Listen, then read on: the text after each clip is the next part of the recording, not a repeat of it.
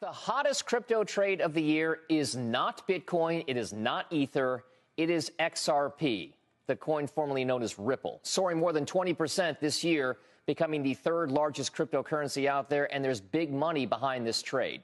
Mackenzie Sagalos joins us now with that XRP trade and what, Mac, is driving all of this interest in XRP. Well, what's actually been interesting is that during the doldrums of Q4, you actually saw a lot of people piling into those XRP ETFs, which is the exact opposite of what happens with the spot Bitcoin and Ether ETFs, where people really move in tandem with the price of the coin. But it was the fact that it is a way to have a higher percentage jump. So people were buying the dip with XRP in Q4, thinking this is a less crowded trade than Bitcoin or Ether. And then that proved out to be true just in the first 6 trading days of January. We've also talked a lot about the blockchains and the ecosystems that are being built around many of these systems. We know kind of what they are with regard to Bitcoin. We certainly these days know what it is around Ethereum and Ether. What exactly is the big use case or driver? What's the practicality for XRP?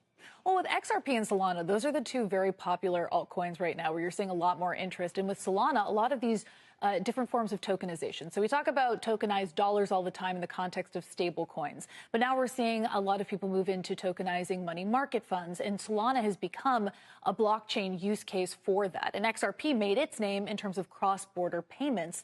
But what's been fascinating is even just this morning, Morgan Stanley, which has been especially progressive in terms of having their financial advisors suggest that clients get into the spot Bitcoin ETFs. They were the first bank to do that. They're now, just this morning, filing an S1 to launch their own Bitcoin and Solana ETFs because there is an appetite there.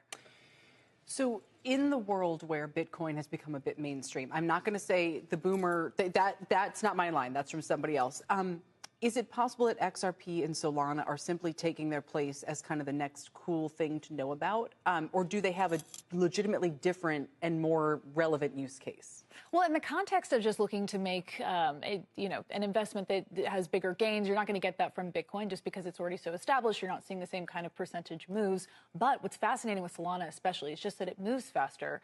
And so you're able to tokenize these funds, move, whether it's a money market fund that you're moving along or some other tokenized asset. It just is more efficient than Bitcoin as a base blockchain, which is why you're seeing more use cases. But that's also the reason why, right? Solana is the big thing right now because it is a faster transaction mechanism. Cheaper transactions and too. Ether is a cheaper transaction mechanism as well. We talk about stable coins if people have Coinbase wallets or Coinbase accounts. If they use the Base network, for now many of those stable coins are transaction free.